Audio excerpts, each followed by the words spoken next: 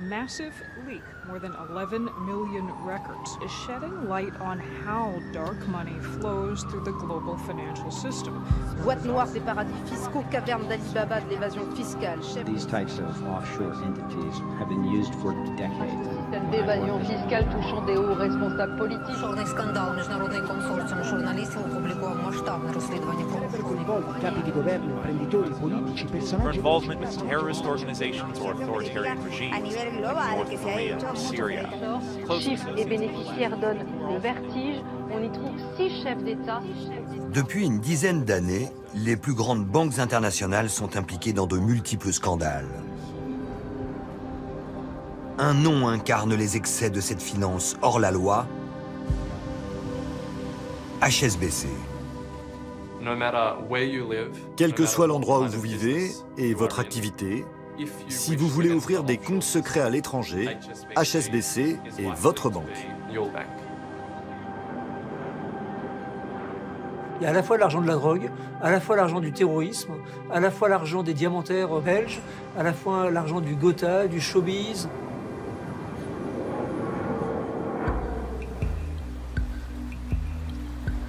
De Genève à Hong Kong, de New York à Paris, cet empire financier a su tisser un réseau unique pour faire tourner l'argent noir autour de la planète. HSBC est l'une des meilleures blanchisseuses d'argent sale au monde. Évasion fiscale, blanchiment de l'argent des mafias, manipulation du cours des monnaies, HSBC est de tous les mauvais coups. Des membres des cartels de la drogue venaient déposer dans les agences des centaines de milliers de dollars, parfois des millions de dollars en espèces. We are here today to announce the filing of criminal charges against HSBC Bank. Cette banque a violé toutes les règles qu'une banque peut violer. Souvent poursuivis, mais jamais condamnés.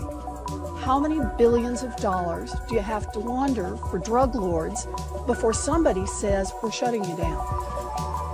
HSBC bénéficie d'une incroyable impunité et engrange toujours plus de profits. Normalement, cette banque aurait dû fermer. Elle aurait dû perdre sa licence. Depuis Londres, les banquiers d'HSBC ont réduit les gouvernements à l'impuissance. I'm responsible for cleaning it up.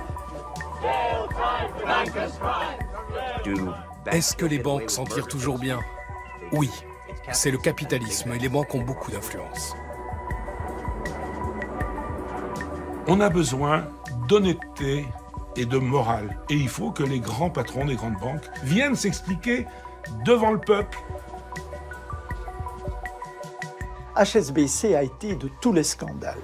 Au moment où le cœur de la finance internationale se déplace vers l'Asie, la grande question c'est quel est son prochain coup?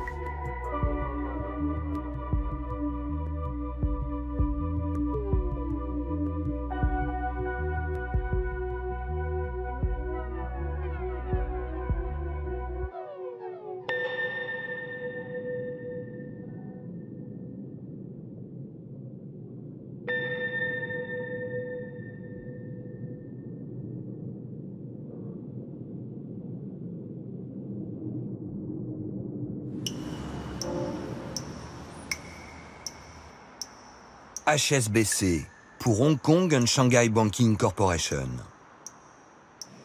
À Hong Kong, on l'appelle la banque, tout simplement. C'est ici qu'elle est née et qu'elle réalise la majeure partie de ses profits.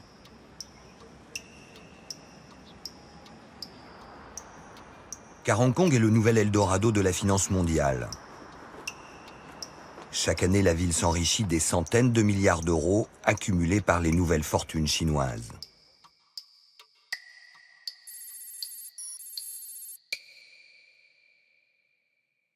Hong Kong est sans doute la seule ville au monde à comprendre la Chine. Vous voulez faire du commerce avec la Chine? Vous n'y avez jamais mis les pieds? ce n'est pas un pays facile à comprendre.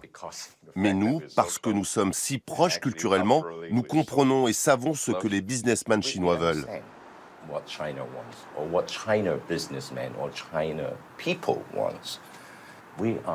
Nous sommes les meilleurs intermédiaires pour faire des affaires avec la Chine. En même temps, la plupart des Chinois ne savent pas comment l'Occident fonctionne. Alors, si je suis un riche Chinois qui veut investir à l'étranger, je vais appeler en premier mes amis à Hong Kong et leur demander à qui dois-je m'adresser.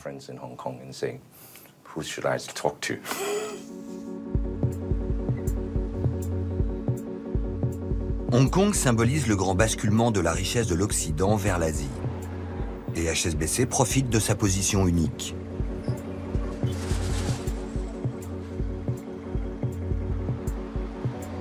Elle est la plus chinoise des banques occidentales ou la plus européenne des banques chinoises.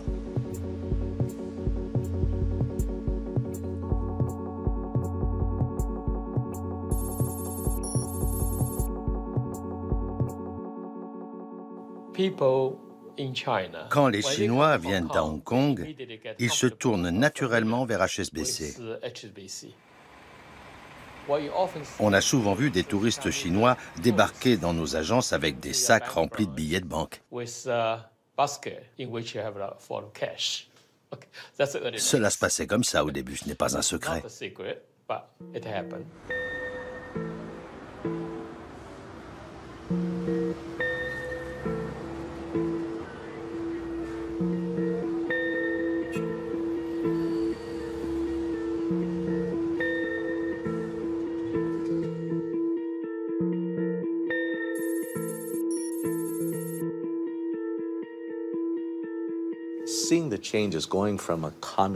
Être le témoin de la transformation d'un pays communiste en régime semi-capitaliste, mais quand même plus capitaliste que la plupart des pays, c'est comme vivre dans un livre d'histoire.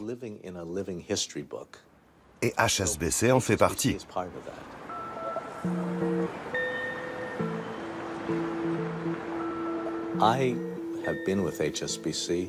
Je suis leur client depuis des années. Et je peux vous l'affirmer, HSBC a fait la richesse de la plupart des milliardaires de Hong Kong.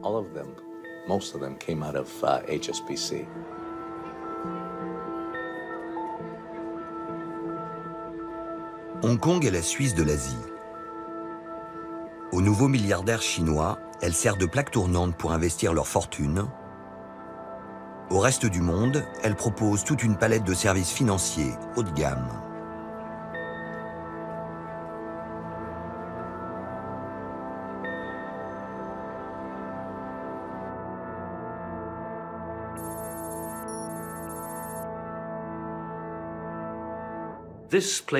Cette ville est faite pour attirer l'argent sale. C'est une juridiction extrêmement secrète. Mais c'est aussi un immense entrepreneur financier et l'un des principaux centres de l'industrie offshore. Cette combinaison entre le volume des opérations et l'épaisseur du secret constitue l'une des plus grandes menaces pour la stabilité financière internationale.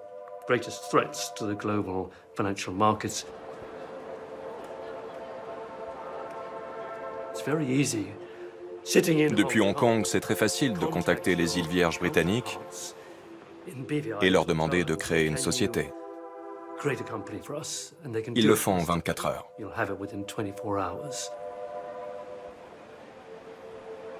Au mois d'avril 2016, une poignée de journalistes d'investigation dévoile un trésor.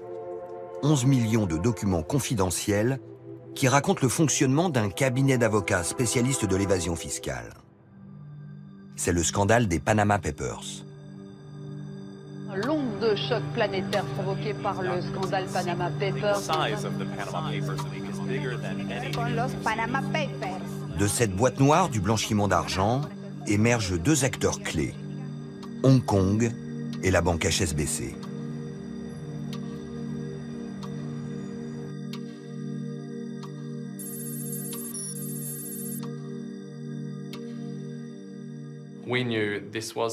Nous savions que c'était l'une des banques favorites de ceux qui souhaitaient bénéficier de comptes secrets à l'étranger.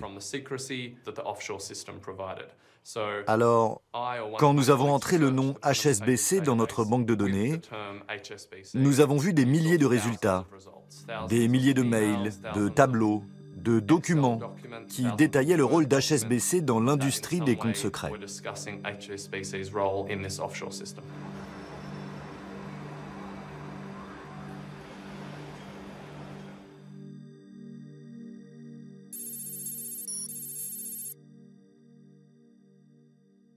Hong Kong a toujours joué les aveugles quant à l'origine des fonds qui sont investis.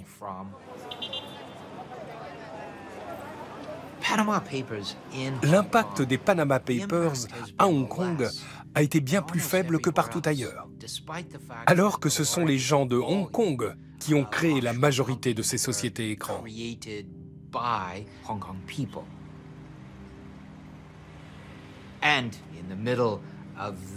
Et au milieu de cette vaste plateforme offshore règne l'une des plus grandes banques mondiales. C'est d'ailleurs exactement pour cela qu'elle a été créée.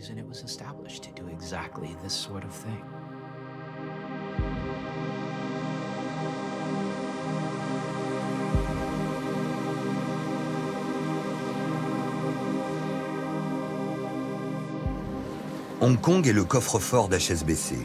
Un coffre-fort à double visage. Celui de ces dizaines d'agences qui financent les particuliers et les entreprises, mais surtout celui invisible des sociétés écrans créées pour blanchir l'argent du crime, de la corruption et de la fraude fiscale.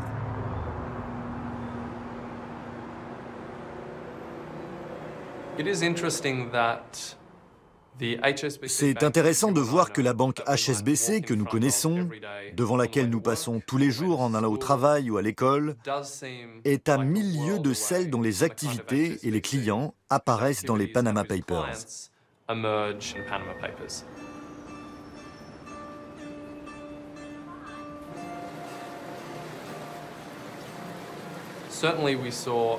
Un nombre incroyable d'hommes et de femmes d'affaires chinois, et évidemment beaucoup de familles des dirigeants du Parti communiste, sont apparus dans les Panama Papers et ont utilisé Hong Kong comme plateforme pour accéder au monde des sociétés écrans.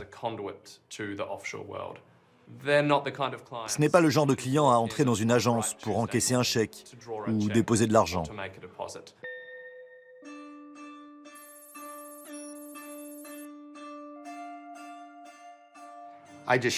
Je n'en reviens pas de ce que je vois ici. Hong Kong n'exerce aucun contrôle à ses frontières. Si vous réussissez à sortir l'argent de Chine, vous arrivez ici avec un camion de 18 tonnes rempli de cash et personne ne vous posera de questions. Ancien agent infiltré au sein des réseaux de blanchiment des cartels de la drogue, Bill Macher travaille maintenant pour le gouvernement chinois. Il traque les flux d'argent illégaux qui s'échappent du pays.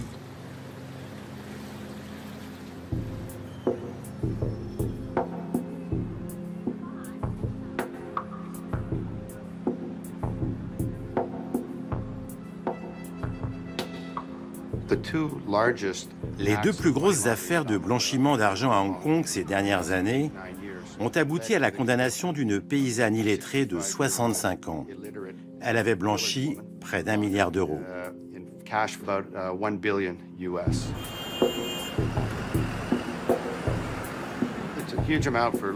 Ça fait beaucoup pour une vieille dame analphabète qui déposait chaque fois 30 millions d'euros.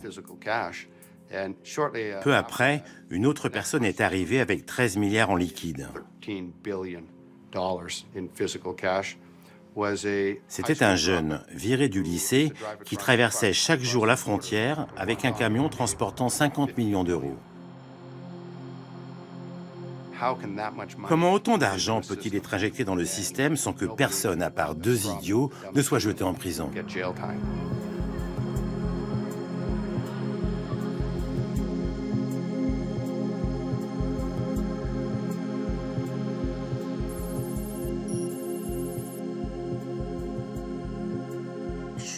Il y a 40 ans, Hong Kong était peut-être le Far West, mais nous avons fait beaucoup de progrès et je ne crois pas qu'il soit juste de dire aujourd'hui que Hong Kong est un paradis fiscal.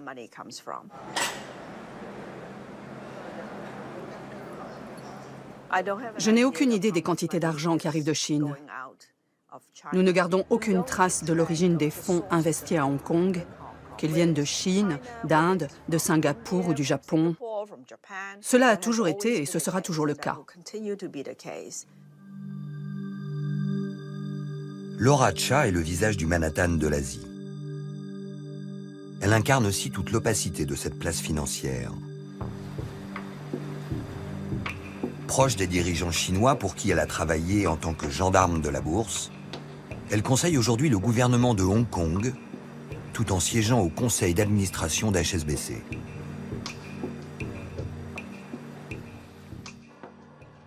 Quel a été l'impact des Panama Papers à Hong Kong? Ça a juste fait la une pendant quelques jours. Plus personne n'en parle. Aujourd'hui, il y a une exigence de morale. Or, l'évasion fiscale est immorale.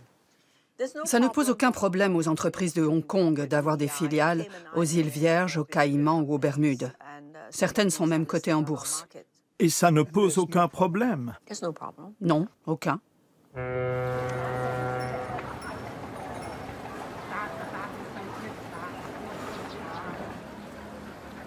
À Hong Kong, HSBC fait figure d'intouchable.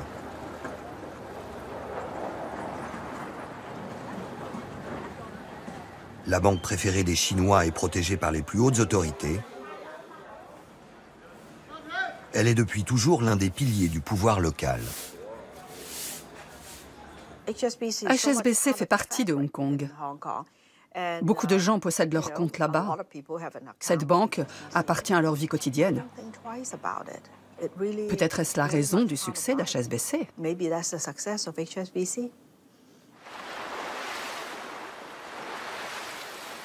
L'histoire d'HSBC épouse celle de Hong Kong.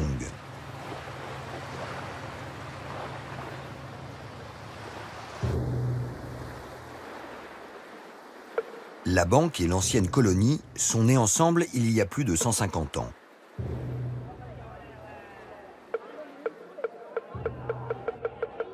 À l'époque, la couronne britannique rêve de conquérir le marché chinois interdit aux Occidentaux. Les premiers colons choisissent le port de pêche de Hong Kong comme base avancée pour leur guerre commerciale.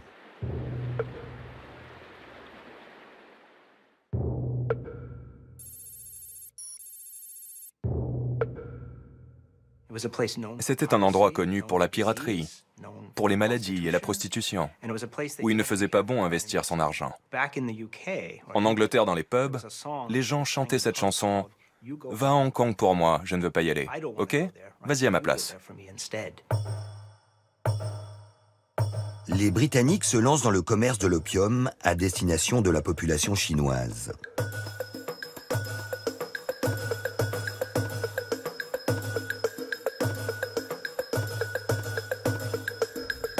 Devant le succès de la drogue, l'empereur fait brûler les cargaisons des trafiquants.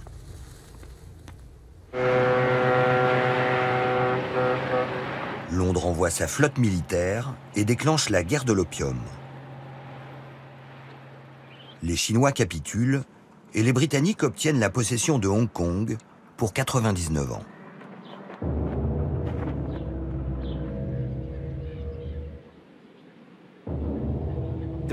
Les Britanniques contrôlaient une grande partie de l'Inde où poussait l'opium. Ils ont compris que c'était ce que les Chinois voulaient et qu'ils pouvaient en fournir de grandes quantités. Avant que l'opium ne devienne populaire auprès des Chinois, la balance commerciale penchait en leur faveur. Après, elle est devenue favorable aux Britanniques.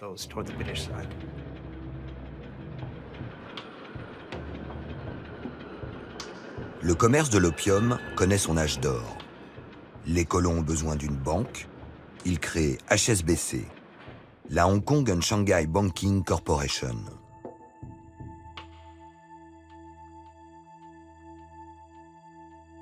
Au premier conseil d'administration, siège des plus gros trafiquants de la ville, la plupart écossais. HSBC n'a pas forcément été créé par des trafiquants d'opium, mais par des commerçants qui étaient impliqués dans ce trafic.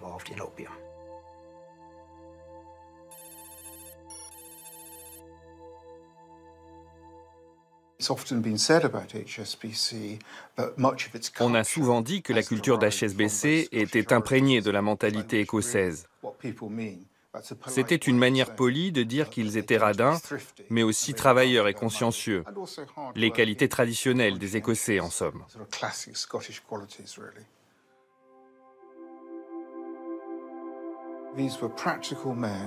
C'étaient des gens à l'esprit pratique, pas des intellectuels. C'était comme un régiment avec sa propre culture qui regardait le monde extérieur avec suspicion.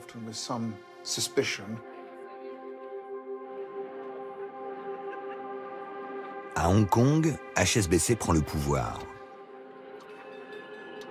Elle imprime la monnaie locale, finance la construction de la ville et sert les intérêts de Sa Majesté en Extrême-Orient.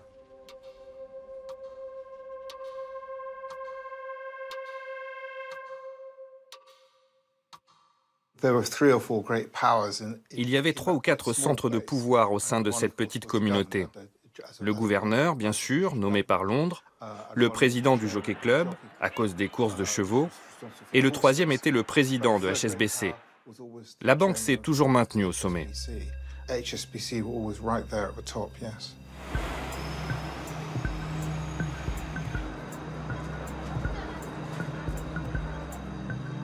Hong Kong reste la principale source de profit pour HSBC. Si Hong Kong va bien, HSBC va bien. Et si HSBC va bien, Hong Kong va bien.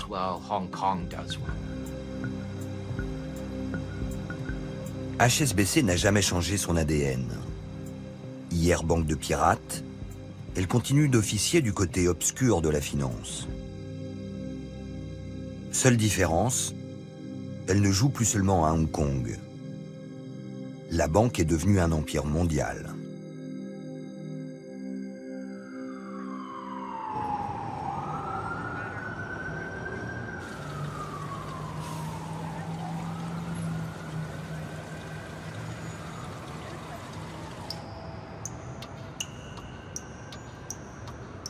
HSBC a failli fermer. Le sort de la banque s'est joué aux États-Unis en 2012, 4 ans après le déclenchement de la crise.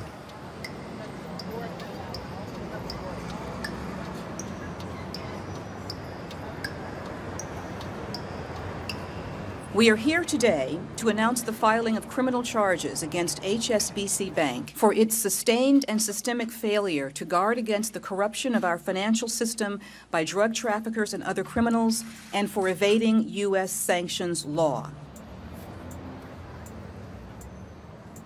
Le ministère de la Justice accuse HSBC de blanchir l'argent des cartels mexicains et colombiens qui contrôlent le trafic de la cocaïne. Près d'1 milliard d'euros auraient transité par sa filiale mexicaine avant d'être recyclés dans l'économie américaine.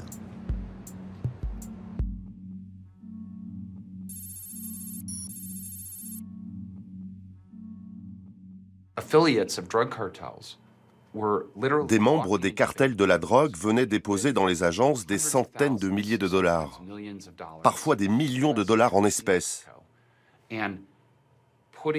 Ils étaient remis au guichet dans des boîtes spécialement conçues pour passer par la vitre de protection. Les employés d'HSBC acceptaient les dépôts, créditaient les comptes et fournissaient un reçu sans jamais dénoncer ces transactions.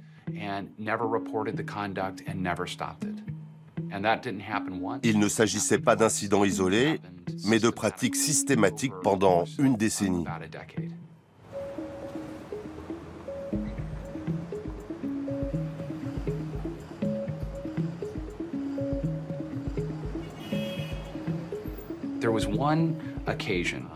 Un jour, un individu a déposé 3 ou 4 millions de dollars. Les employés ont passé toute la journée à compter les coupures. Il s'agissait seulement de quelques millions. Imaginez cela multiplié plusieurs centaines de fois et vous obtenez 881 millions de dollars.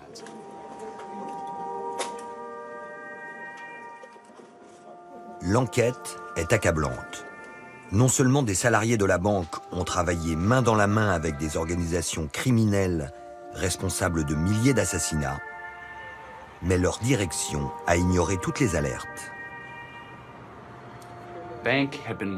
Les autorités américaines et mexicaines ont alerté la banque à de multiples reprises.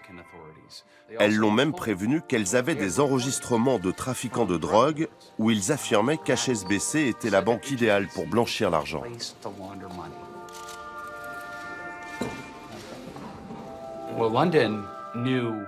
Londres savait tout. Ils s'en foutaient.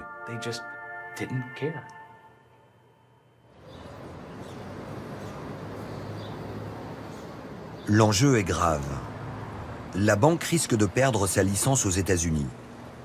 De quoi précipiter la chute d'une entreprise qui emploie 300 000 salariés sur les 5 continents et gère un trésor de 3 000 milliards de dollars.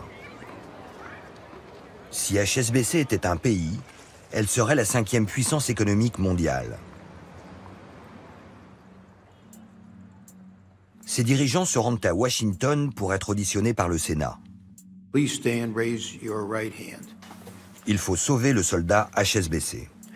Do you swear that the testimony that you're about to give will be the truth, the whole truth, and nothing but the truth, so help you God? I do. I recognize that there have been some significant areas of failure. I have said before, and I will say again, despite the best efforts and intentions of many dedicated professionals, HSBC has fallen short of our own expectations and the expectations of our regulators.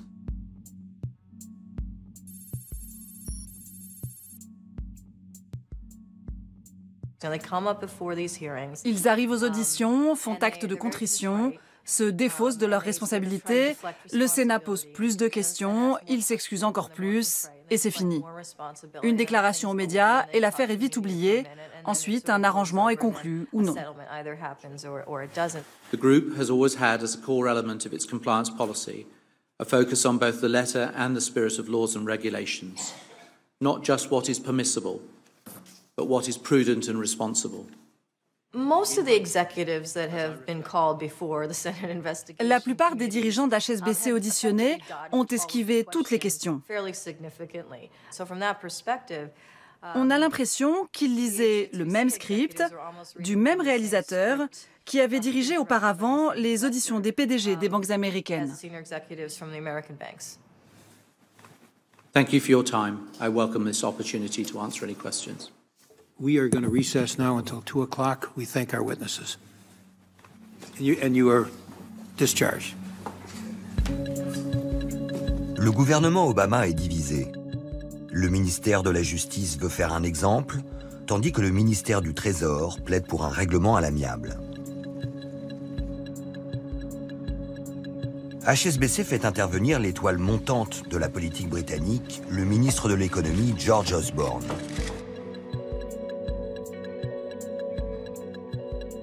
Il écrit une lettre à son homologue Timothy Geithner, ainsi qu'au président de la Banque centrale américaine Ben Bernanke, dans laquelle il défend la cause d'HSBC. Cher Ben, les questions sur la capacité durable d'HSBC de commercer en dollars risquent de déstabiliser la banque globalement, avec de sérieuses conséquences pour la stabilité économique et financière, notamment en Europe et en Asie. J'adresse une copie de cette lettre au secrétaire au Trésor, M. Geithner, avec qui j'ai déjà évoqué cette question. Salutations sincères, George Osborne.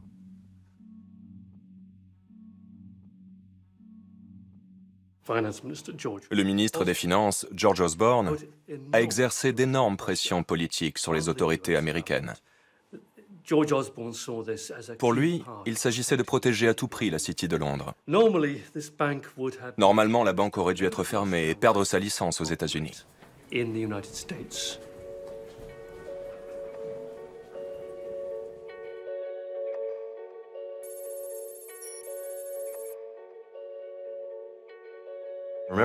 On sort à peine de la crise de 2009. Il s'agit surtout de ne pas la relancer. Donc George Osborne déclare « HSBC est une banque planétaire très puissante. Si vous l'inculpez, vous risquez de déstabiliser le système financier international. » Cela en dit long sur le pouvoir des banques.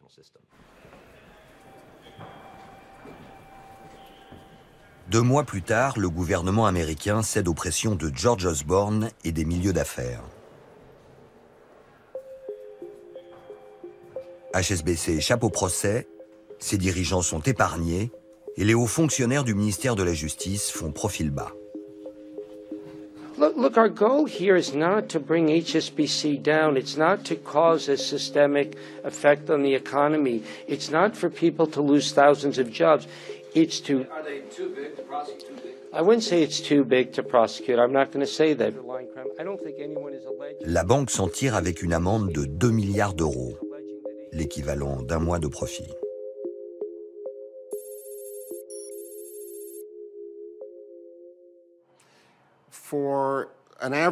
Pour le citoyen lambda, l'amende paraît énorme. Pour une banque planétaire qui engrange des profits colossaux, l'amende est l'équivalent d'une contravention. En plus, à l'arrivée, elle n'est pas payée par les dirigeants de la banque, mais par les actionnaire. Et donc c'est une contravention adressée aux mauvaises personnes. Est-ce que j'ai le sentiment de m'être fait avoir avec cette amende? Pas du tout. J'étais furieux contre le régulateur, car le montant était obscène. Come on, Alan. Alan, soyez sérieux, ce ne sont pas les régulateurs qui sont sévères. Ce sont les banquiers d'HSBC qui commettent des choses abominables. Écoutez, quand on fait des affaires au Mexique, il y a forcément de l'argent de la drogue.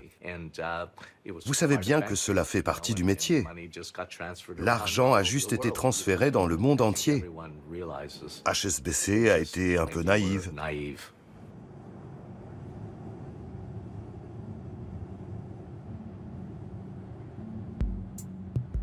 HSBC a sauvé sa peau. La banque donne naissance à un nouveau privilège, celui d'être too big to jail, trop grosse pour être condamnée. C'est-à-dire au-dessus des lois. Mais le refus d'envoyer des banquiers en prison déclenche la colère de l'opinion.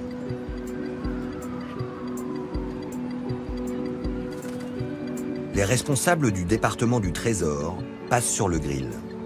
Thank you, Mr. Chairman. And thank you all three for being here today. You know, how many billions of dollars do you have to launder for drug lords, and how many economic sanctions do you have to violate before someone will consider shutting down a financial institution like this? Mr. Cohen, can we start with you? For our part, we imposed on HSBC the largest penalties that we had ever imposed on any financial institution. Let me just move you along here, though, on the point, Mr. Cohen. My question is, in your opinion, how many billions of dollars do you have to launder for drug lords before somebody says, we're shutting you down? Well, Senator, the actions, and I'm sure the regulators can address this issue, the actions that we took in the HSBC case, we thought were appropriate in that instance. Governor Powell, perhaps you can help me out here? Sure. We don't do criminal investigation. And in the case of HSBC, we gave essentially the statutory maximum civil money penalties, and we gave you know, very stringent cease and desist orders, and we did what we have the legal authority to do. I'll just say here, you know, if you're caught with an ounce of cocaine, the chances are good you're going to go to jail. If it happens repeatedly, you may go to jail for the rest of your life. But evidently, if you launder nearly $1 billion for drug cartels and violate our international sanctions, your company pays a fine and you go home and sleep in your own bed at night. Every single individual associated with this. And I think that's fundamentally wrong. Vous pouvez dire, les banques s'en sortent mieux que les criminels. Bien sûr, parce que les individus ne peuvent pas abattre le système. Mais HSBC, oui.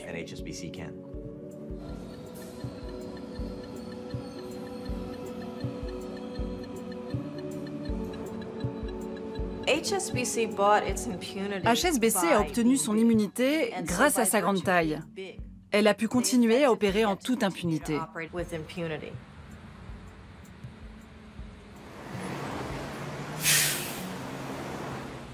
Les banksters, les banquiers gangsters, ont fait plier la première puissance économique du monde, au nom de la soi-disant stabilité financière internationale. Il faut s'interroger. Si vous ne poursuivez pas ces gens, qui allez-vous poursuivre?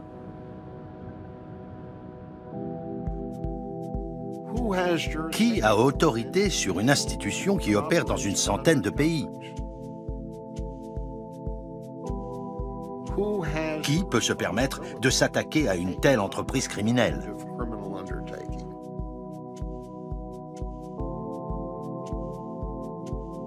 HSBC est déjà plus qu'une banque. Elle a changé de dimension et joue maintenant dans la cour des États. C'est l'aboutissement d'une stratégie lancée 20 ans auparavant.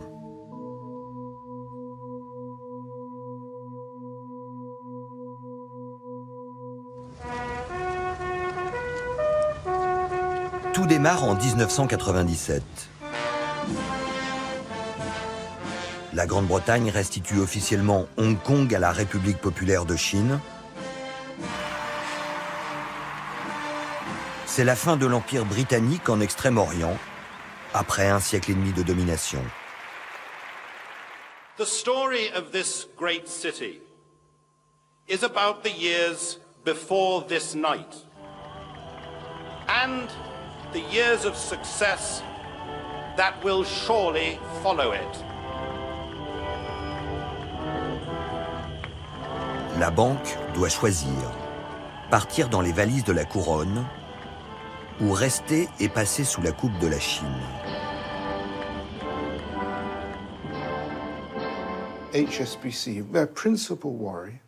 La principale inquiétude d'HSBC pour la période post-1997 était que les autorités chinoises imposent un changement à la tête de la banque, que les plus hauts cadres soient des Chinois. Ce qui était totalement inacceptable pour toute cette génération de dirigeants britanniques.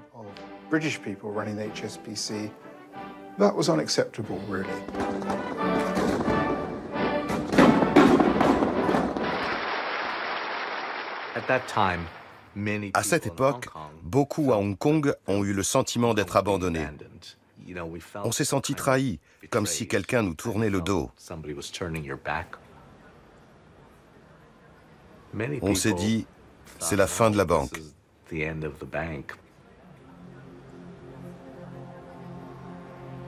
HSBC décide de jouer sur les deux tableaux.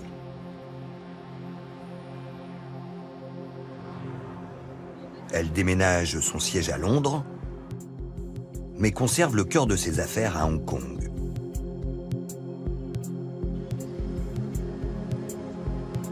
La Chine vient en effet d'ouvrir ses frontières et promet d'être un marché fabuleux. La priorité consiste à flatter les nouveaux maîtres de Pékin.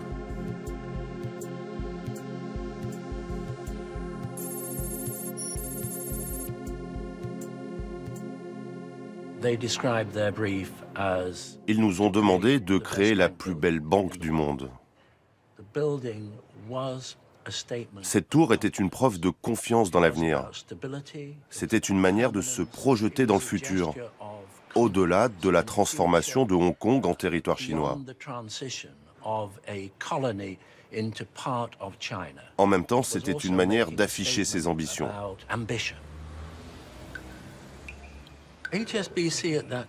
HSBC était à l'époque une banque locale et ils sont devenus depuis des acteurs globaux.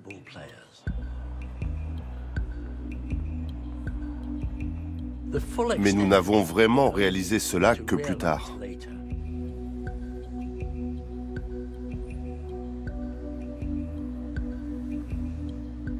Pionnière de la mondialisation, HSBC entend faire fructifier son ADN chinois.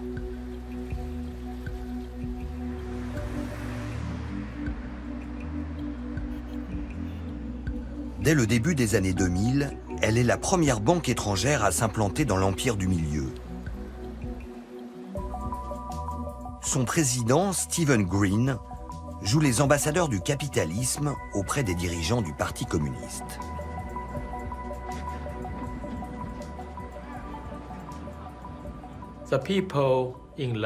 Les dirigeants à Londres connaissent tellement bien la Chine.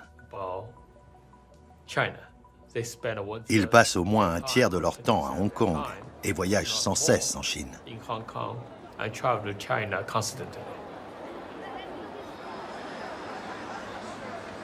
Tandis que l'économie chinoise s'affirme comme le moteur de la croissance mondiale, les dirigeants d'HSBC placent leurs pions. Au départ, nous étions les conseillers de la Bank of Shanghai qui souhaitait lever des capitaux. Son président me dit « Pourquoi votre banque ne deviendrait-elle pas actionnaire ?»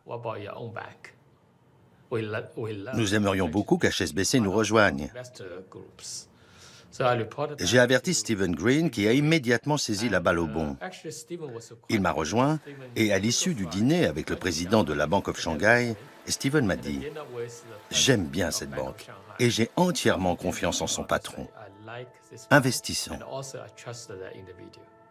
Et bien sûr, notre bénéfice a été intéressant aussi.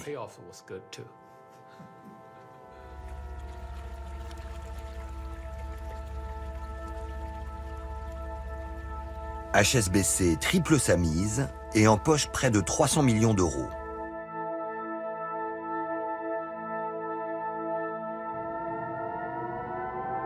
La banque prolonge sa lune de miel avec Pékin. Elle joue de son histoire. Sous la dictature de Mao, elle a été la seule à maintenir une présence en Chine. Quand le géant s'est réveillé, HSBC était déjà dans la place.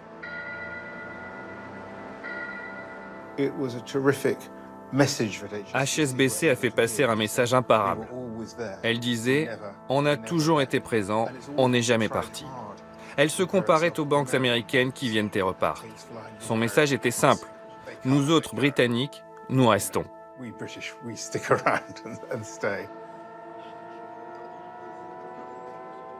C'est la philosophie chinoise. Penser à long terme.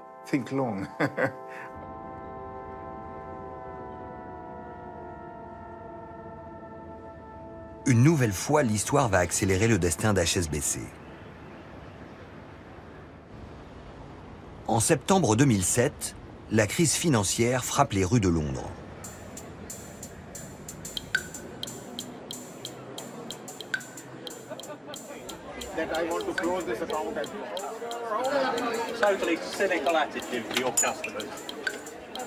La panique gagne les clients de la Northern Rock et menace de se propager aux autres banques. Le gouvernement britannique propose de leur prêter de l'argent en urgence. HSBC snobe la réunion et refuse toute aide publique. Être renfloué par l'État signifie que le gouvernement a de l'influence sur vous. HSBC voulait dire aux autorités « Vous n'avez aucun pouvoir sur nous, nous sommes indépendants et capables de nous recapitaliser tout seuls. Et si vous nous forcez à accepter votre argent, nous vous poursuivrons en justice. » Vous pensez que c'est arrogant? Oui, ça l'est. La banque adressait un message aux autorités en disant « Nous sommes une banque mondiale, vous n'êtes qu'un gouvernement. Réfléchissez au rapport de force entre nous. »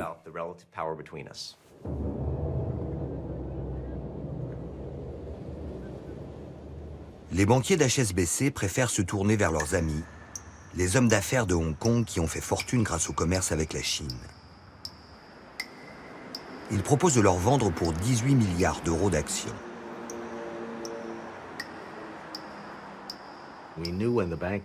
J'étais conscient que la banque avait des problèmes, qu'il fallait l'aider. À l'époque, son cours en bourse était au plancher. La plupart des hommes d'affaires se sont dit pourquoi ne pas souscrire à l'augmentation de capital. Et ces investisseurs ont fait un profit juteux, très juteux en fait. Et cet investissement vous a rapporté beaucoup? Oui. Généralement, je ne fournis pas de chiffres sur mes profits. Mais j'ai réalisé un joli bénéfice.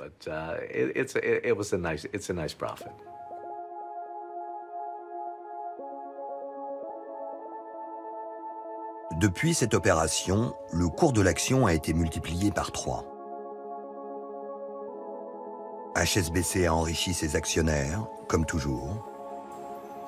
Mais l'histoire retiendra que pour la première fois, l'argent chinois a sauvé la banque britannique. Désormais, c'est Pékin qui tient les rênes du champion de la mondialisation.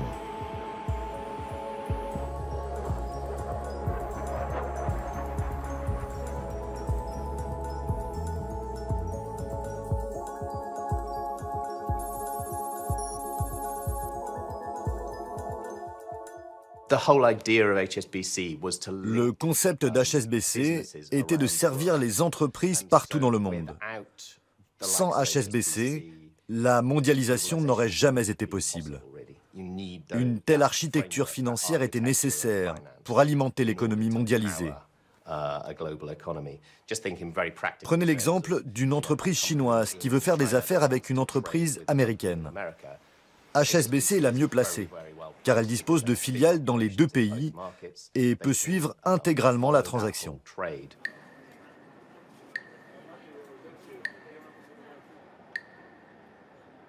Porté par ses affaires chinoises, HSBC profite de la crise.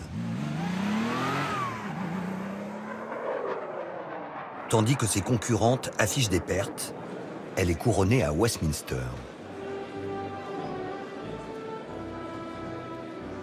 Son président, Stephen Green, fait son entrée à la Chambre des Lords. I, Stephen, Lord Green of Hurstbeer Point, do swear by Almighty God that I will be faithful and bear true allegiance to Her Majesty Queen Elizabeth, her heirs and successors, according to law. So help me God.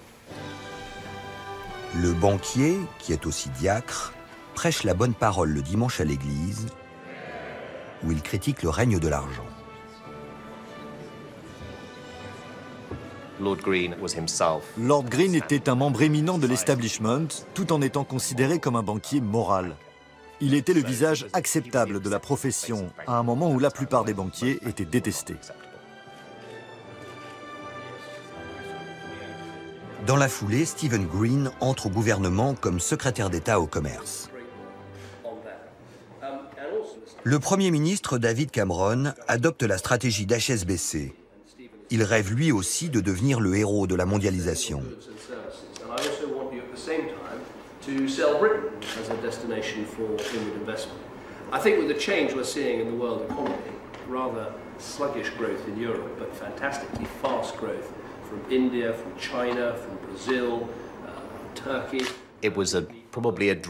Green réalisait son rêve au moment où le gouvernement Cameron et son ministre George Osborne voulaient développer les liens entre le Royaume-Uni et la Chine.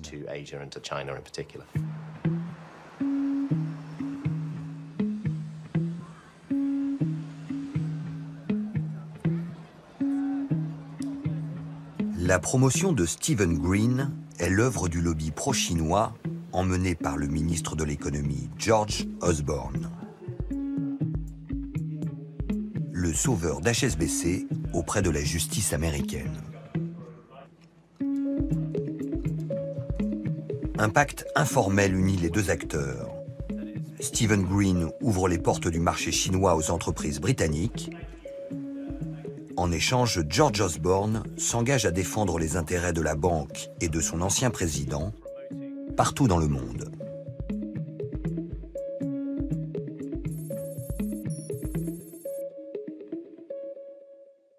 George Osborne et moi partageons la même fascination pour la Chine pour une raison bien simple. L'importance de 1,3 milliard de Chinois pour l'avenir de l'économie mondiale et la nécessité de mettre le Royaume-Uni au cœur de cette relation.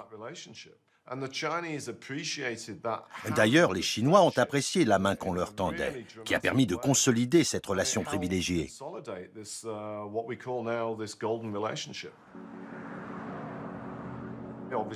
Or, HSBC tient son histoire de la Chine. Ses banquiers pensent Chine.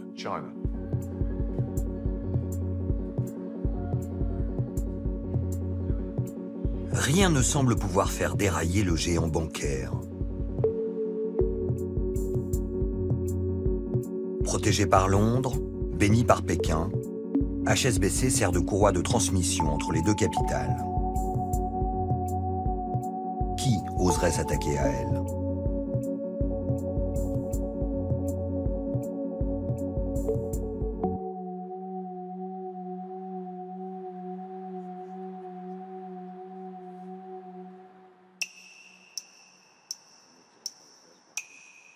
À Paris, un haut fonctionnaire du ministère de l'économie attend son heure pour passer à l'offensive.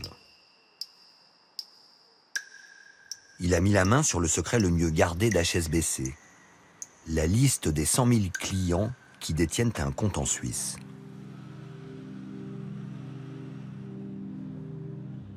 Ces documents lui ont été remis par un ancien informaticien de la banque. Ils révèlent en détail les circuits clandestins qui permettent de blanchir l'argent noir. On parle de 180 milliards d'euros, soit plus que le budget de l'Union européenne.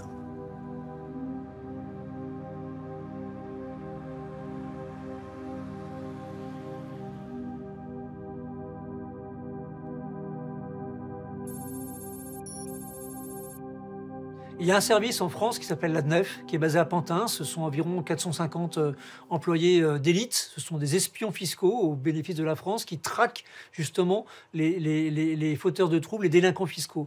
Et là, en l'occurrence, ils s'étaient mis complètement au service de cette opération qu'ils avaient appelée l'opération Chocolat. Et évidemment, Chocolat suisse. Ils ont l'esprit taquin à l'ADNEF. Et en l'occurrence, ils avaient donc un patron qui s'appelle Roland Veilpot, qui était un patron extrêmement offensif, extrêmement agressif, qui voulait récupérer cet argent. C'est un chasseur en quelque sorte.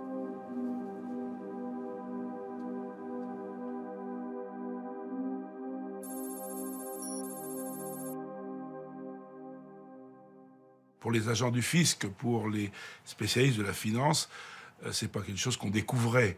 Mais personne n'avait eu le loisir d'observer des choses qui par nature sont cachées ou secrètes. Et là, ce qu'on a vu apparaître, c'est quelque chose de gigantesque et industriel, avec des armées d'avocats, d'experts comptables, de cabinets conseils et tout ça. Múltiple información económica, medios de comunicación pusieron al descubierto la mayor filtración bancaria obtenida en toda la historia. В отделении банка HSBC разгорается скандал из-за утечки в прессу служебных. SwissLeaks. C'est sous ce nom que les médias du monde entier révèlent le scandale et publient le nom des fraudeurs.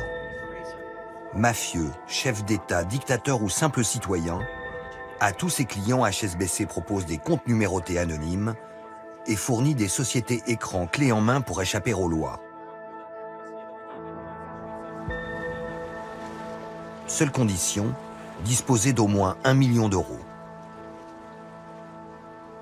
Il y a à la fois l'argent de la drogue, à la fois l'argent du terrorisme, à la fois l'argent des diamantaires belges, à la fois l'argent des chirurgiens dentistes français, à la fois l'argent du Gotha, du showbiz, de l'aristocratie française et européenne. C'est l'argent qui vient vraiment de tous les endroits, tous les domaines possibles. Là où il y a de l'argent, il fallait à un moment donné, c'était un sport national, cacher son argent en Suisse, chez HSBC.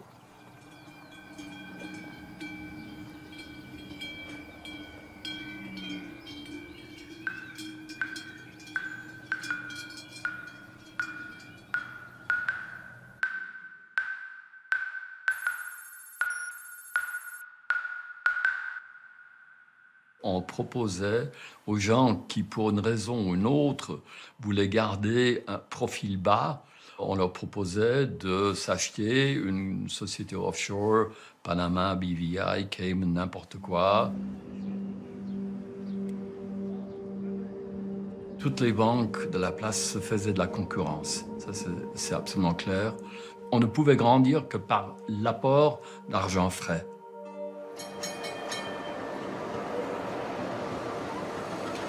Au cœur de ce vaste réseau opèrent les gérants de fortune. Ils sont les envoyés spéciaux de la banque aux 4 coins du monde, chargés de démarcher les clients et de rapatrier les fonds en Suisse.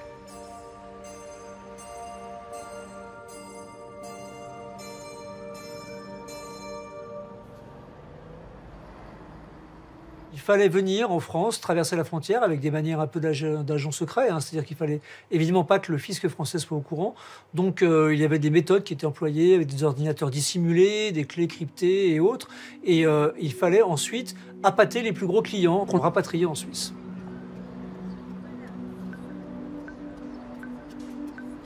Chez HSBC, le blanchiment est organisé avec méthode. Les opérations clandestines font l'objet de rapports internes, archivés dans les coffres suisses. Ce client nous interdit de le contacter en Belgique. C'est toujours lui qui nous appelle.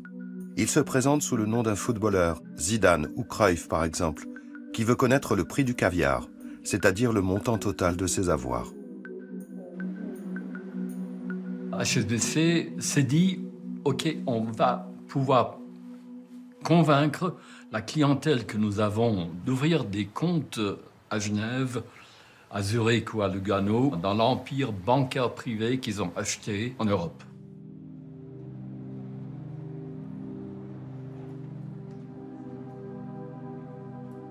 Le fait que des banques se sont emparées de toutes les techniques modernes de production de documents, de trucs, pour la mettre au service de la fraude et du crime.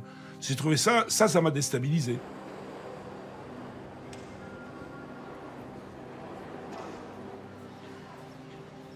Genève, par rapport à Londres, n'était pas indépendant. Il ne faut pas croire ça. C'est clair qu'il y avait un énorme travail de coordination et de direction qui venait de Londres, puisque nous avions des membres de la maison mère au conseil de la Banque suisse. Donc Londres était informé de ce qui se passait à Genève.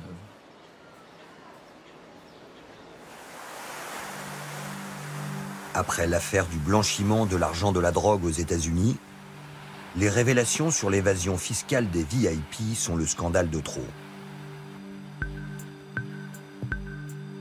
HSBC devient l'ennemi public numéro 1. Même les Suisses se sentent obligés d'intervenir.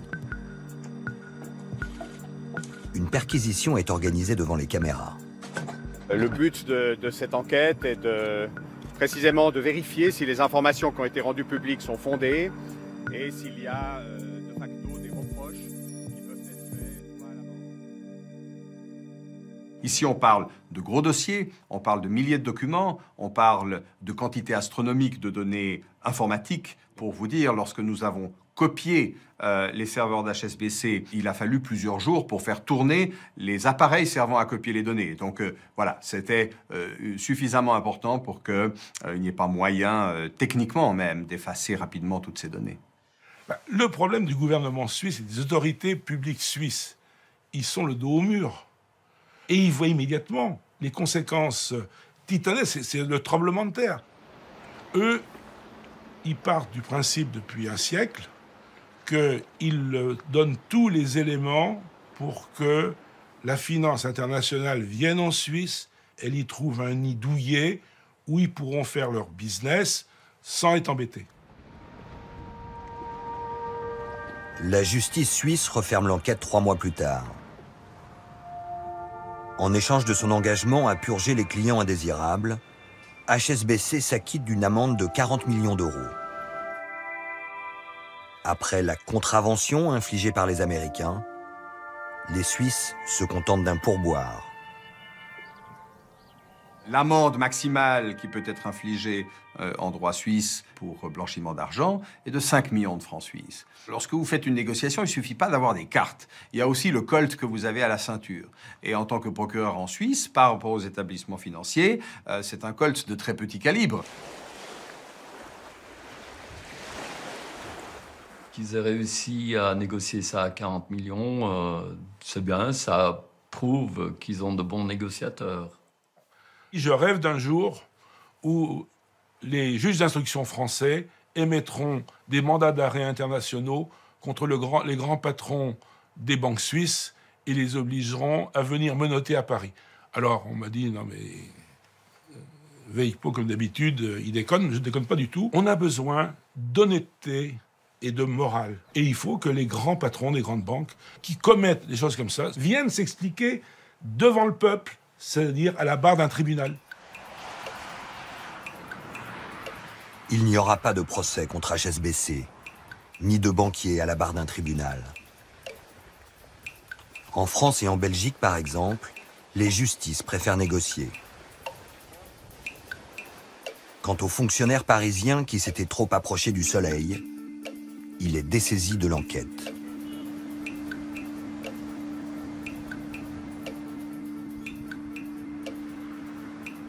Roland Velpeau, il est en vacances en Chine, on l'appelle, on lui dit Roland, quand tu rentres, passe me voir. C'était le directeur de relations humaines de Bercy qui lui a dit écoute, là tu es déchargé du dossier, tu pars à Melun, je crois, pour devenir conservateur des hypothèques. Ça faisait 2 ans seulement qu'il était en poste. Normalement, on reste 5 ans en poste. Donc là, il a bien compris que c'était pour une raison simple, on l'avait déjà demandé avant, c'était arrête avec cette opération chocolat, il y a trop d'enjeux, on se fâche avec la Suisse, on se fâche avec Nicolas Sarkozy, on se fâche avec beaucoup de gens, on va passer à autre chose, on va mettre un peu le pied dessus.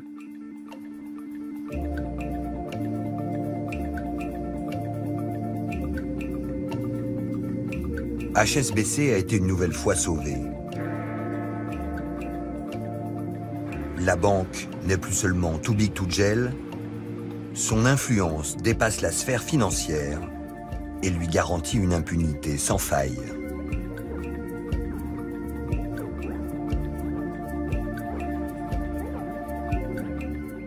Seule concession, l'ancien président Stephen Green disparaît de la photo de famille. You know, when you were in charge at HSBC, no comment to make. HSBC, your bankers were helping people dodge tax.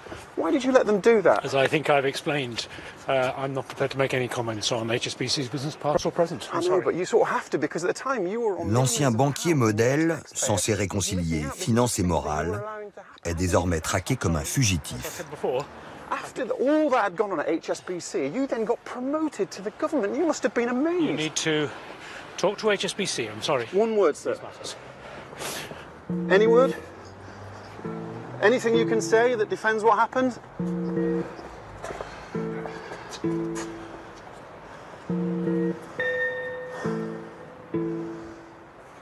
No word.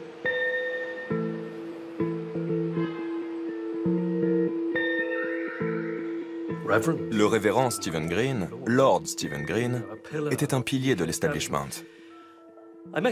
Je l'ai rencontré à plusieurs reprises, et chaque fois j'ai eu l'impression qu'il détestait les projecteurs. C'est un homme qui est manipulateur et parfois machiavélique.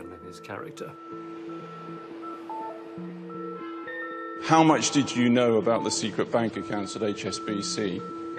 I think the country demands an answer to that, not simply the people in this church.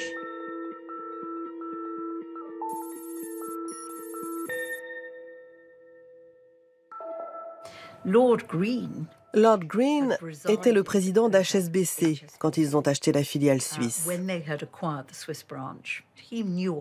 Il savait ce qui s'y passait. J'ai trouvé particulièrement choquant qu'il soit nommé secrétaire d'État au commerce par David Cameron.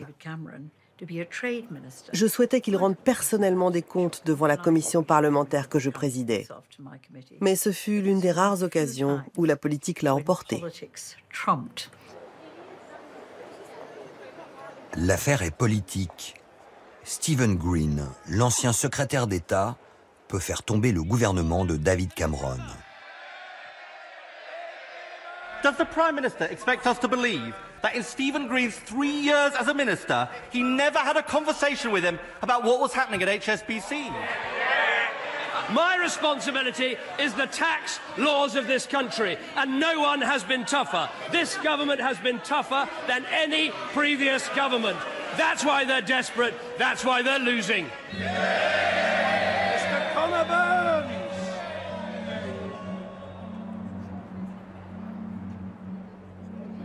Certains parlementaires refusent d'enterrer l'affaire et réclament des poursuites contre la banque.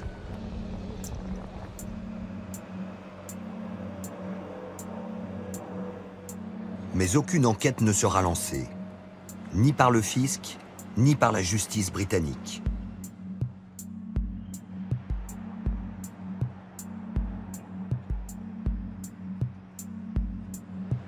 Les élus devront se contenter d'entendre les dirigeants d'HSBC.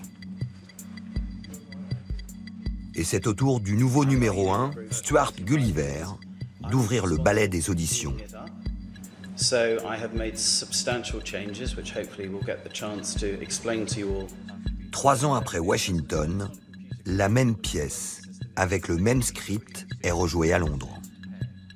I'd like to put on the record an apology from both myself and from Douglas for the unacceptable events that took place at our private bank in Switzerland in the mid-2000s, which is clearly an apology we'd like to make to you all, to our customers, our shareholders, to the public at large. You do understand how this looks today. L'exemple vient d'en haut.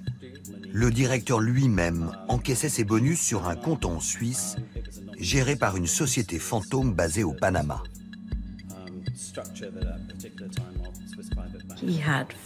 Il avait de la famille ici, il était né ici, ses enfants allaient à l'école ici, il travaillait ici et il votait ici. Et comme il se déclarait résident de Hong Kong, il était exonéré d'impôts en Grande-Bretagne.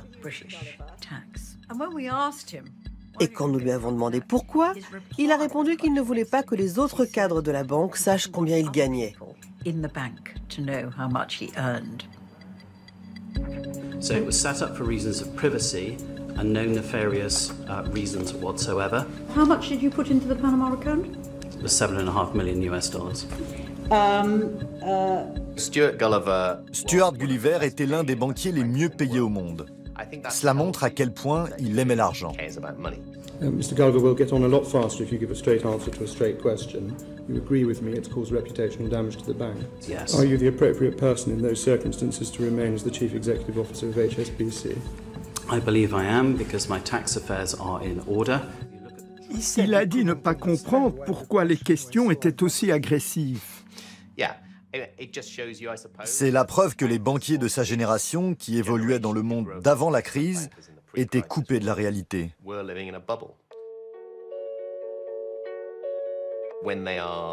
Face aux parlementaires, leur vie dans une bulle dorée est dévoilée au grand jour. A-t-il changé? Je ne pense pas que Stuart Gulliver puisse changer.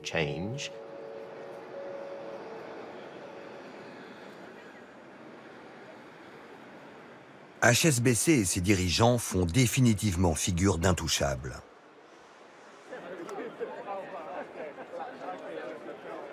Premier employeur de la City, pilier de l'économie britannique, la banque fait régner sa loi au sein de l'establishment.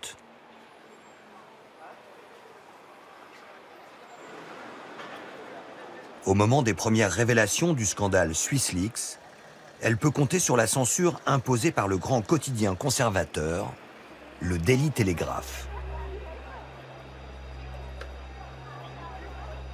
Son rédacteur en chef démissionne et dénonce publiquement l'influence d'HSBC.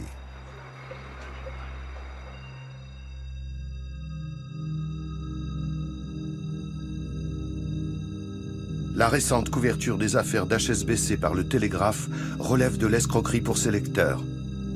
Les intérêts d'une des plus importantes banques internationales ont été placés au-dessus de son devoir d'informer. Il n'y a qu'un mot pour décrire cette situation. Terrible. HSBC pousse son avantage. Elle menace de s'affranchir de la tutelle de Londres et de rapatrier son siège à Hong Kong.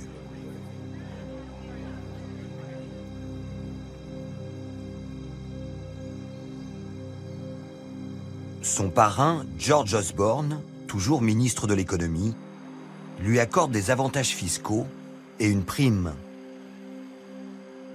La tête du gendarme de la City, Martin Whitley, un opposant de longue date. La banque renonce à déménager.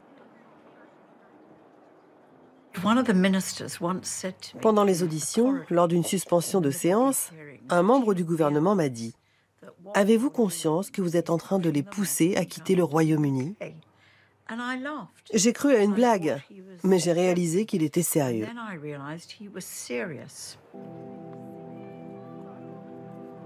Le scandale SwissLeaks représentait la dernière chance de sanctionner les pratiques d'HSBC.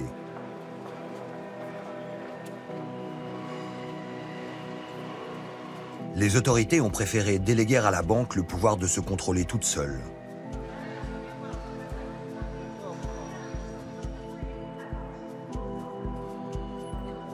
Elle a recruté 9000 personnes, censées repérer les transactions suspectes et les dénoncer en interne. À huis clos, les banksters affirment avoir changé.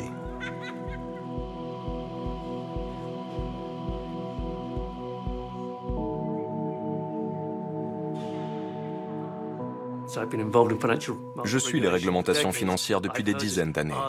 Combien de fois ai-je entendu ce refrain? C'est du passé. Il y a 10 ans déjà, HSBC répétait cela. Les derniers scandales prouvent qu'il s'agissait de promesses en l'air. Je ne crois plus en eux. Ils n'ont pas fait le ménage.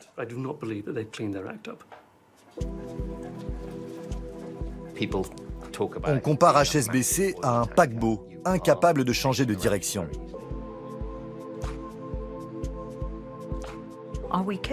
Sommes-nous capables de réglementer les banques? Bien sûr. Le voulons-nous vraiment? Là est la vraie question. Le gouvernement britannique a tourné la page. Il a d'autres priorités et HSBC d'autres ambitions.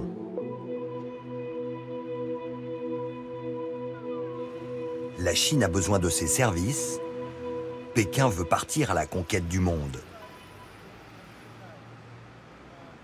Pouvez-vous imaginer que la Chine devienne un jour l'actionnaire principal d'HSBC?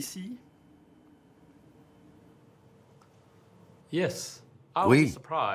Je serais surpris que des fonds chinois ne soient pas déjà actionnaires d'HSBC.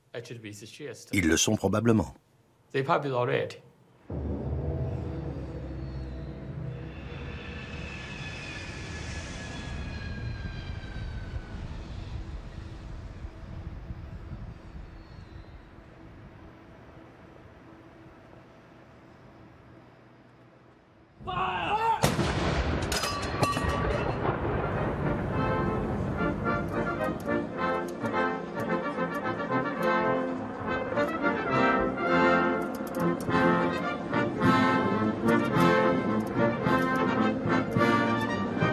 En cette fin d'année 2015, le président chinois Xi Jinping débarque à Londres.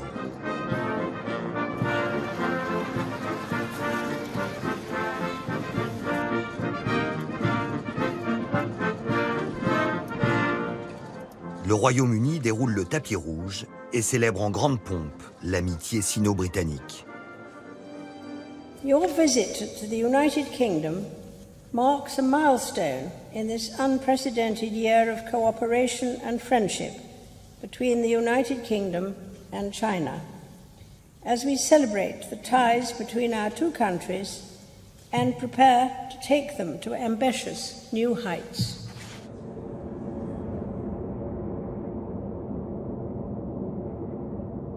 Ce nouvel âge d'or doit faire de Londres la tête de pont des investissements chinois en Europe et de HSBC le bras armé de Pékin pour acquérir la haute technologie occidentale.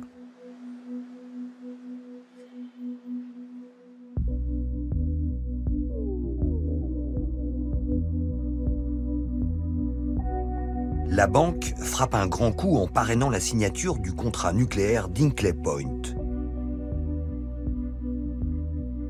2 réacteurs de la dernière génération, construits sur le sol anglais par les ingénieurs français d'EDF et financés pour un tiers par la Chine.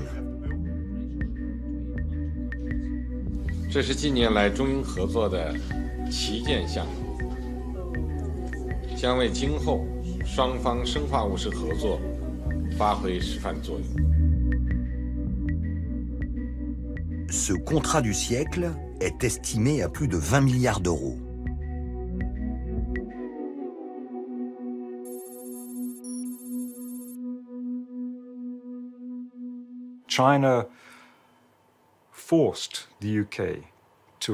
Les Chinois ont forcé le Royaume-Uni à signer Hinkley Point. Grâce à leur puissance financière, ils ont tordu le bras du gouvernement en menaçant d'annuler d'autres investissements importants.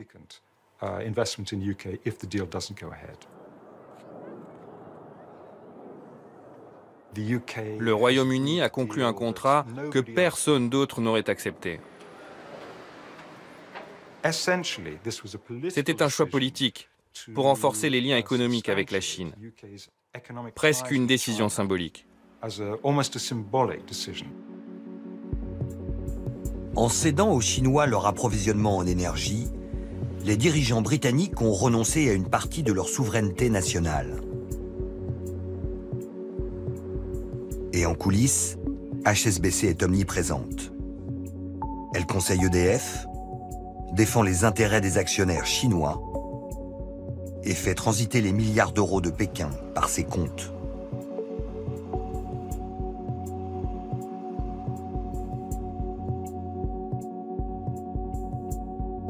HSBC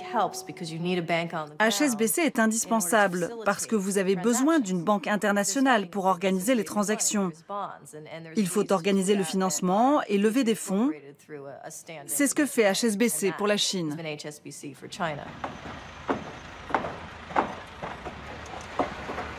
Les centrales nucléaires d'Hinkley Point font partie des grands travaux chinois baptisés la Nouvelle Route de la Soie. Une sorte de plan Marshall lancé pour démultiplier le commerce entre Pékin et le reste du monde. Construction de routes, de chemins de fer, de ports, rien n'est trop beau pour exporter le Made in China et asseoir l'influence du nouvel empereur, Xi Jinping.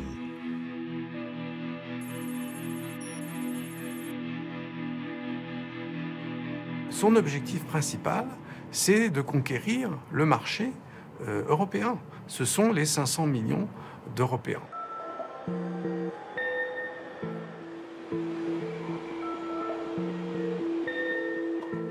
Beaucoup des investissements chinois à l'étranger sont accompagnés par HSBC, y compris Hinkley Point. HSBC a l'avantage d'être une marque reconnue mondialement, une marque positive, ce qui n'est pas le cas de la Chine en tant que pays, ce qui n'est pas le cas des banques chinoises.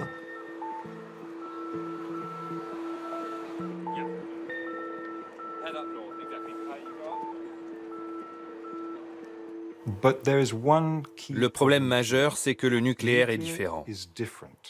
Il n'obéit pas aux lois du marché. Il est différent des autres sources d'énergie et des autres contrats financiers. Il n'existe pas un seul pays au monde, y compris les États-Unis, qui ouvrirait ses infrastructures nucléaires à la Chine. C'est incroyable que les Chinois aient été autorisés à accéder à ce secteur stratégique.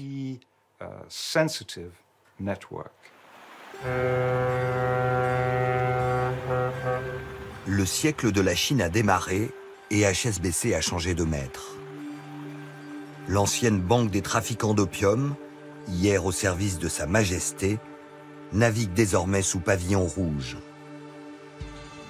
Elle doit aider le régime communiste à réaliser son rêve, devenir à son tour un géant de la finance mondiale. Car les dirigeants de Pékin ont tiré une leçon de la crise financière de 2008. Ils ne veulent plus dépendre du dollar et des paris fous des traders de Wall Street.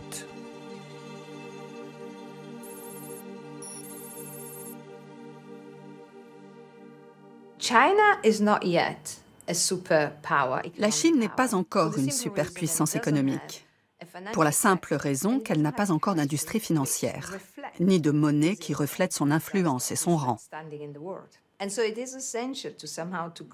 Il est donc essentiel pour la Chine de combler ce fossé et d'avoir une monnaie qui pourrait être utilisée dans les échanges internationaux.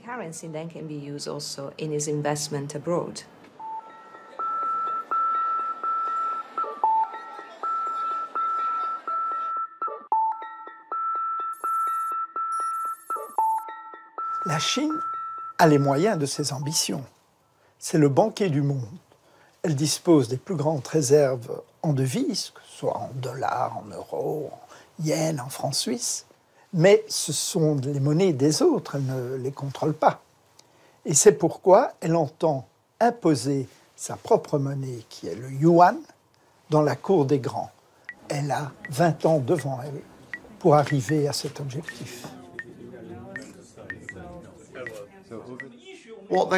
Ce que les Chinois veulent, c'est un monde où le dollar ne serait plus roi. Et Londres peut jouer un rôle en devenant un pôle important pour échanger leur monnaie et un canal privilégié pour leurs investissements dans la finance internationale.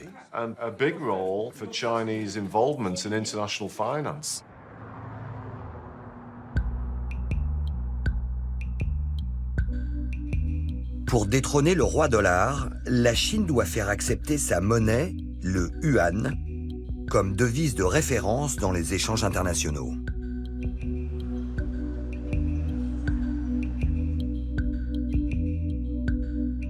Pékin part de loin, sa monnaie du peuple est quasiment inconnue sur les marchés.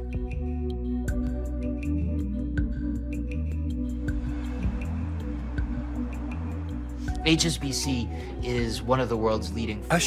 est l'un des acteurs principaux du marché des devises à Hong Kong comme à Londres. Donc, la banque HSBC sert de pont naturel entre la Chine et la City.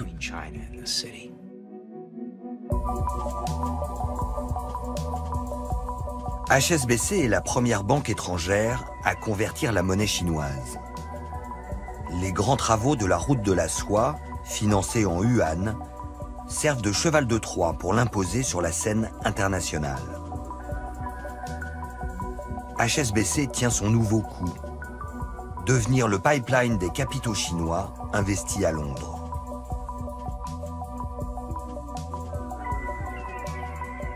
« 40 ans après les pétrodollars du Golfe, ce sont les milliards de Pékin qui font saliver la City. Et c'est le ministre de l'économie, George Osborne, le meilleur ami d'HSBC, qui est toujours à la manœuvre. More trade and more investment with China means more business and more jobs for Britain. Le ministre a assoupli spécialement la réglementation pour accueillir les capitaux chinois. C'est le dernier étage d'une politique à haut risque qui ouvre les portes des marchés internationaux à la finance pilotée par Pékin.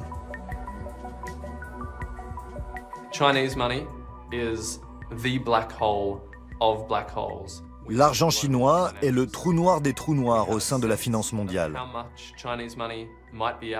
Nous avons une vague idée des sommes qui quittent le territoire chinois grâce à SwissLeaks et aux Panama Papers.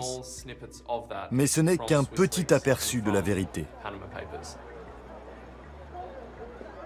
La finance chinoise est totalement différente de la finance occidentale que nous connaissons. D'abord, elle n'est pas soumise aux mêmes impératifs de transparence et aux exigences de réglementation. Ensuite, elle est à la solde du Parti communiste chinois dont elle sert les intérêts politiques. Et enfin, parallèlement à cette finance chinoise officielle dont on ne connaît rien, il existe une finance parallèle totalement opaque, totalement informelle, sans trace, qui est constituée d'une nébuleuse de dettes et de prêts. C'est la finance de l'ombre qui constitue un péril potentiel pour l'économie occidentale.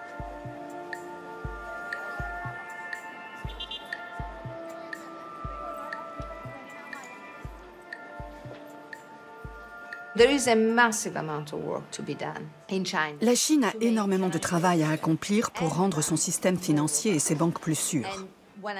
C'est-à-dire un système capable de résister au mouvement des capitaux sur le marché. Les capitaux qui entrent et ceux qui sortent.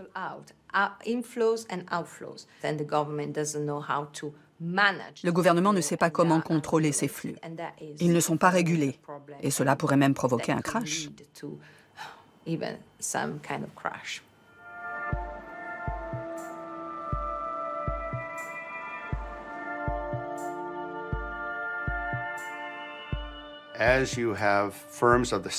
Lorsqu'une banque de la taille d'HSBC se marie avec les énormes banques chinoises, tous les ingrédients sont réunis pour un désastre potentiel.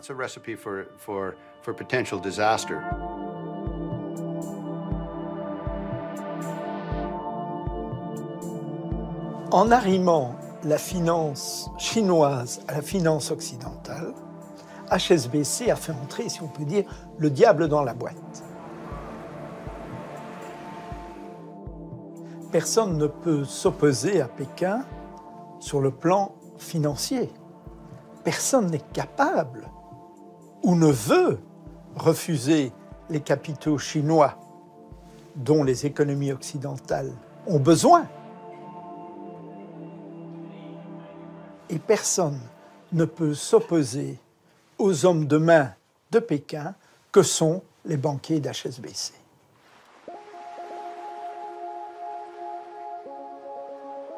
Dix ans après la crise, la stabilité financière est une illusion. En aidant la Chine à devenir le banquier du monde, HSBC a créé une menace nouvelle. Jusqu'à présent, Pékin a toujours réussi à cantonner ses crises financières à l'intérieur de ses frontières.